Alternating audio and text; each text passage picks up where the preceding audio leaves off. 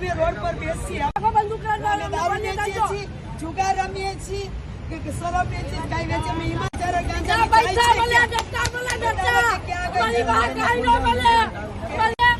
દારૂ ના હાલે, જુગાર હાલે, તમે એને પકડો, એને અરેસ્ટ કરો, અમને શું છે?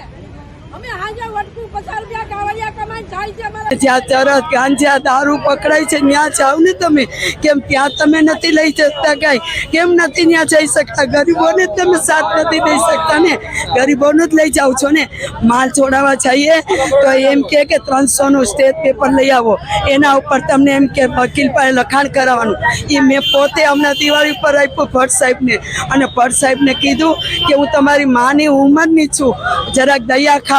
તો મારા બાપની બાયડી એક જ હોય, મારે બીજી બાયડી નથી કરવી. જો અમે એવા ધંધા કર્યા હોત બરોડા નાખે